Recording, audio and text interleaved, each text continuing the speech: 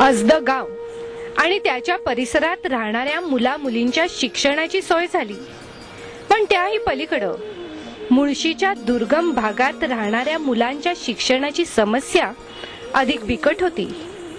पुण्यापासून केवळ 50-60 किलोमीटरवर डोंगराच्या कुशीत वसलेली ही गावं। गावात अजूनही वीज नाही, पाणी नाही। गावात शाळा आहे ती फक्त 7वी पर्यंतची। 7 इयत्तात मिळून एक शिक्षक। त्यापुढचं शिक्षण घेण्यासाठी मुळशी धरणातून लॉन्चनं करायला लागणारा प्रवास, घरची हलाखीची परिस्थिती। अशा मुलांसाठी वसतिगृहाची सोय करणं अत्यंत आवश्यक होतं। ती जबाबदारी श्रीयुत चिंतामणी चितळे आणि श्रीयुत रवी देव यांनी उचलली। आजची आपल्या आजूबाजूची सामाजिक परिस्थिती पाहिली तर प्रकर्षाने जाणवतं की सर्व क्षेत्रात बोकाळलेला भ्रष्टाचार, आत्यंतिक चंगळवाद आणि जातीवादातून निर्माण झालेला आतंकवाद, या परिस्थितीला बहुतेक वेळा आपण सरकारला जबाबदार धरून आपले हात झटकून टाकतो। वास्तविक ही परिस्थिती बदलण्यासाठी आपली काही जबाबदारी आहे। या भूमिकेतून ग्रामीण भागात काही रचनात्मक ठोस काम करून दाखवावं या हेतूने 1996 साली मुळशी तालुक्यातील पिरंगुट या गावी एक विद्यार्थी वसतिगृह सुरू करण्यात आलं।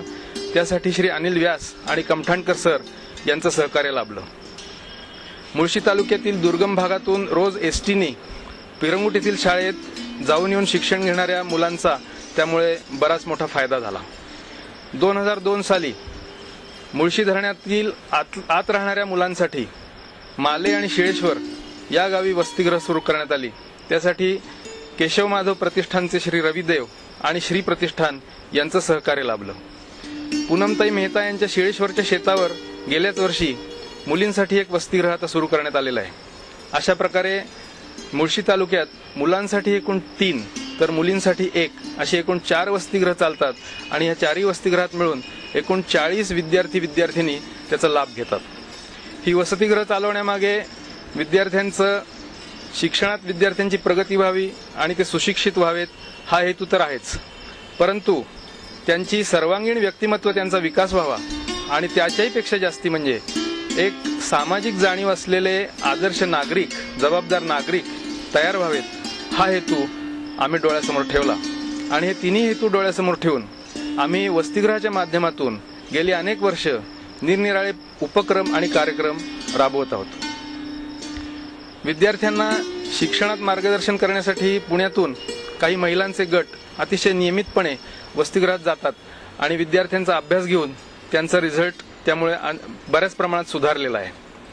विद्यार्थ्यांना देशभक्तीपर गीतं पाठ करायला लावून त्याचप्रमाणे गीतेतील श्लोक त्यांच्याकडून पाठ करून घेऊन त्यांच्यावर एक चांगला संस्कार त्यांच्या मनावर घडवून आणला जातो। सुट्टीमध्ये विद्यार्थ्यांना काम करण्याची संधी देऊन कमवा व शिका अशासारखी योजना राबवून विद्यार्थ्यांना स्वावलंबनाचे धडे दिले जातात। दरवर्षी सूर्यनमस्कार आणि जोर यांच्या स्पर्धा आयोजित करून विद्यार्थ्यांना व्यायामाची आवड लावली जाते। त्याचप्रमाणे या स्पर्धांमध्ये गावातले वयवर्ष 5 पासून 60 वर्षापर्यंतचे सर्व नागरिक या स्पर्धेमध्ये अतिशय उत्साहाने सहभागी होतात आणि गावातलं वातावरण सगळं अतिशय उत्साहमय होऊन जातं। दरवर्षी ज्या गावामध्ये ग्रामविकास झालाय विशेषतः अशा गावांमध्ये विद्यार्थ्यांची सहल काढली जाते। मग अण्णा हजारेंचं राळेगण सिद्धी असेल, ढगेवाडी असेल, यमगरवाडी असेल, अशा निरनिराळ्या गावांमध्ये विद्यार्थ्यांची सहल नेऊन त्यांना ग्रामविकासाचा आदर्श काय आहे याचं चित्र त्यांच्यापुढे ठेवलं जातं। शिवजयंती, डॉक्टर बाबासाहेब आंबेडकर जयंती यासारखे उत्सव आवर्जून साजरे करून विद्यार्थ्यांमध्ये जातीभेद नष्ट व्हावा आणि सामाजिक समरसता निर्माण व्हावी याचा एक कित्ता गिरवला जातो।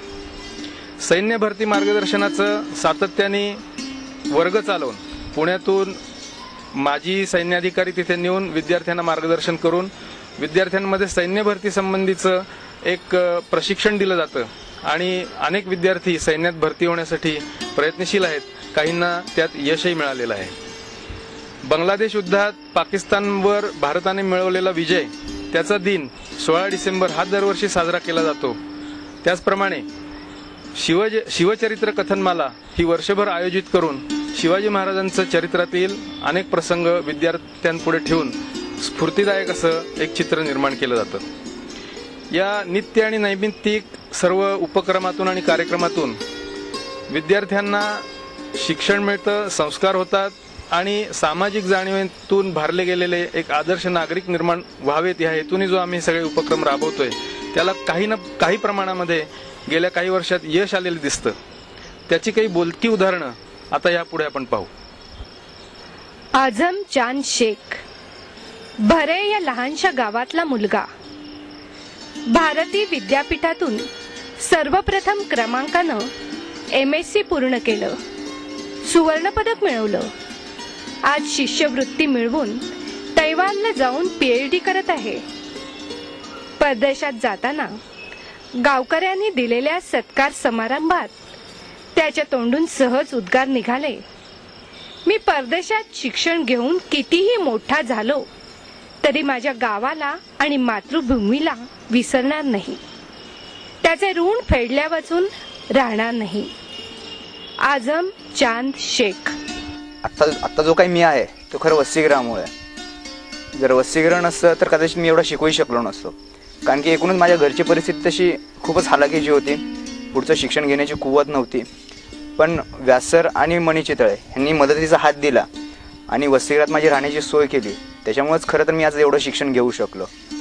महेश मारुती मोहोळ मुठा या छोट्याशा गावातील शेतकरी कुटुंबातला मुलगा।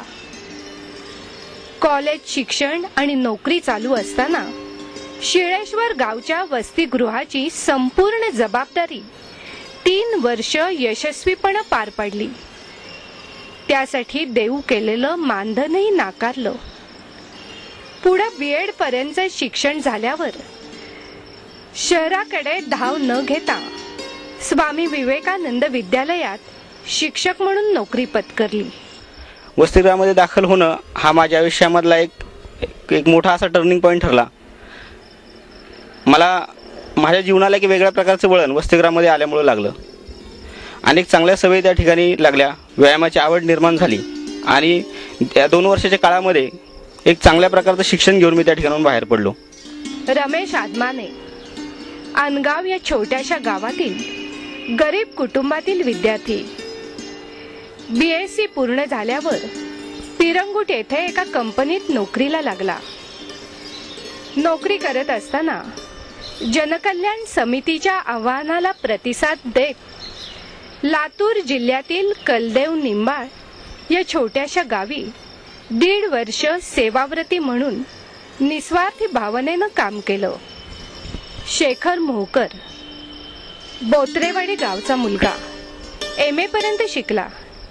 शेती सुधारण्याचा ध्यास घेऊन मुळशी हवेली तालुक्यात चतुसूत्री पद्धतीचा भात लागवडीचे मार्गदर्शन करतो।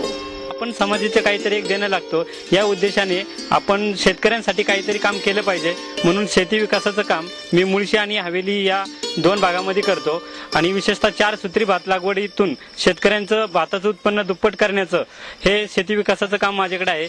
संतोष केसवड घोटावडे गावचा शेतकरी कुटुंबातील विद्यार्थी, ITIचं शिक्षण घेतलं। हिंजवडी येथे आज इलेक्ट्रिशियन म्हणून नोकरी करतो। सामाजिक जाणीवेच्या भावनेतून गावात महिला बचत गट चालवतो। वसतिगृहातील विद्यार्थी आपल्या सर्व कार्यात सहभागी होतातच, पण त्याहूनही विशेष म्हणजे त्यांचे काही तरुण मित्रही स्वयंप्रेरणेनं आपल्या कार्याला जोडले गेले आहेत। त्यापैकी एक म्हणजे संतोष गावडे। या चितळे सर आणि व्यास सरांनी जी वसतिगृह वगैरे चालू केली त्यांच्यामधूनच शेखर मोकर, आझम शेख, मोहोळ सर यांसारखी व्यक्तिमत्व घडत आहेत आणि असंख्य असे कार्यकर्ते तयार होत आहेत। संतोष भूमकर कॉलेजमध्ये शिकत असताना स्वतः पुढाकार घेऊन आपल्या मित्रांच्या सहकार्यानं श्रमदानातून त्यांनी एक बंधारा बांधला। आज तो पोलीस राखीव दलात काम करत आहे। आज SRPF राज्य राखीव पोलीस दलामध्ये मी कार्यरत आहे। खरं तर याच्यामध्ये कार्यरत होण्यासाठी मला जो काही थोडासा पाठिंबा मिळाला तो या संस्थेमार्फतच. व्यास सरांनी सुरू केलेलं सैनिकी प्रशिक्षण वर्ग हे मुळशी तालुक्यामध्ये सुरू झालं होतं. आमच्या शाळेत शिकून तयार झालेली ही तरुणाई बघता बघता आमच्या हाताशी आली.